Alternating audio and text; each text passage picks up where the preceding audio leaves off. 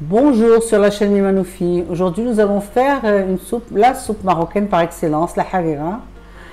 Nous allons faire pour 10 personnes, mais vous pouvez la conserver 3 jours au réfrigérateur si vous n'êtes pas nombreux, ou les mettre dans des barquettes au congélateur.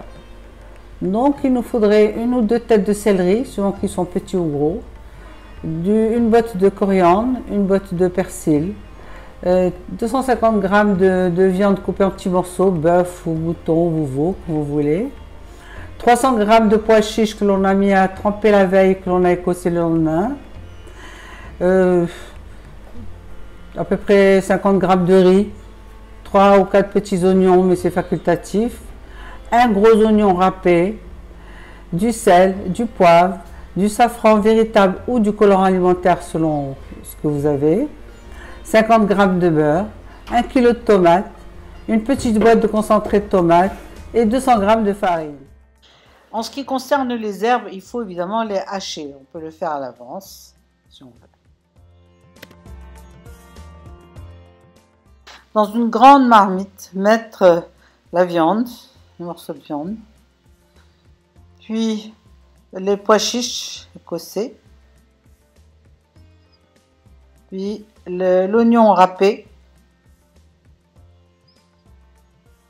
et les herbes que l'on a coupées en très fin, comme persil, coriandre, céleri, et le morceau de beurre, le sel, le poivre, le safran. Ici, on a mis du colorant alimentaire, on met du safran et du colorant alimentaire. Voilà, on mélange tout. Un petit peu avant d'ajouter l'eau. On attend que la viande s'imprègne bien des épices et du beurre. C'est la viande de 10 minutes là, dans la marmite. Maintenant, on va ajouter l'eau. Il faut beaucoup d'eau.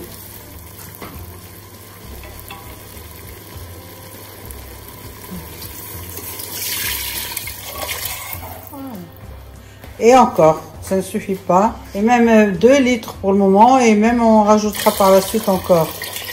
Là, c'est 2 litres qu'il faut. On couvre et on laisse cuire. La cuisson de la viande, là, ça dure 1h30. Et après, pour Tsoudouera, ça fait encore une petite heure. Donc, quand on veut faire la harira, il faut compter 2h30 de temps pour pouvoir la faire. Donc c'est pour ça qu'en général on l'a fait pour 2 jours.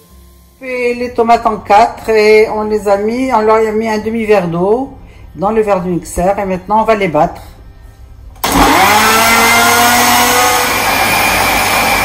Bien moulu dans le verre du mixeur, on va les passer dans le passoire.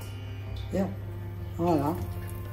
On va les passer à travers une passoire pour bien passer tout le résidu de tomates. On se sert toujours, quand il y a une passoire, d'une louche pour pousser. Voilà, le coulis de tomate est prêt. On va aussi donc le réserver pour la suite, en attendant que la viande cuise. Pendant ce temps, on met de l'eau dans la farine. On la mélange avec de l'eau.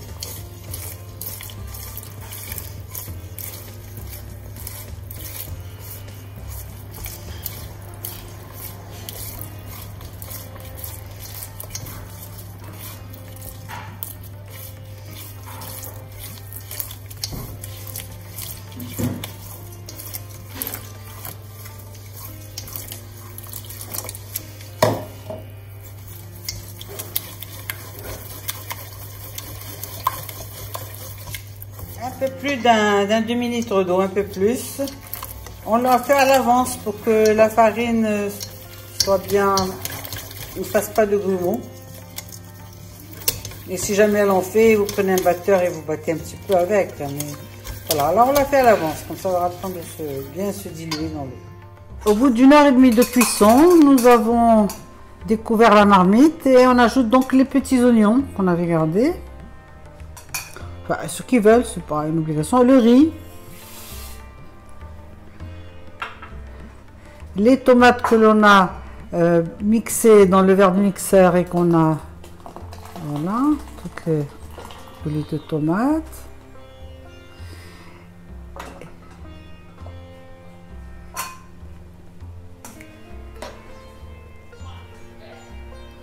On mélange le tout, on laisse bouillir un petit peu. La soupe est en train de bouillir, c'est bon, les 5 minutes sont passées. On ajoute maintenant le concentré de tomates que l'on a dilué avec un petit peu d'eau pour que ce soit plus facile à varier avec le reste. Ajouter la farine que l'on avait diluée dans de l'eau, tout doucement, tout en tournant pour qu'elle ne fasse pas de grumeaux. Voilà, tout en tournant tout doucement. Voilà. Ça s'appelle tdouera. Parce qu'on peut commencer le bouillon la veille et faire le tdouera le lendemain, ou le matin et faire le tdouera après. Ça se fait en 2 temps la harira.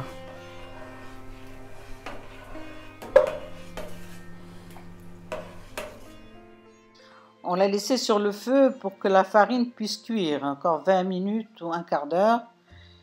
Et on peut remplacer les pois chiches par des lentilles. Beaucoup de gens mettent des lentilles à la place des pois chiches. Et à la fin de la cuisson, on peut ajouter un jus de citron. C'est aussi faisable pour ceux qui aiment. On a laissé exprès les petits oignons à la fin parce que justement ils doivent rester entiers. Et qu'on va pouvoir les manger comme ça entiers, c'est très bon. On peut en mettre plus. Au bout de un quart d'heure, 20 minutes, c'est bon. La haga est prête.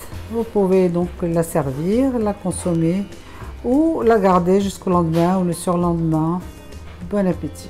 La soupe est prête. Au moment de dîner, on peut la mettre dans une soupière. Essayez de chauffer la soupière avant pour que la soupe reste bien chaude. Et on peut la consommer donc avec des dattes, puis avec des brioches au miel, des baklawa, enfin toutes sortes de gâteaux au miel, shbakia également. Et certaines personnes y mettent du citron pressé. C'est très bon avec du citron pressé. Bon appétit.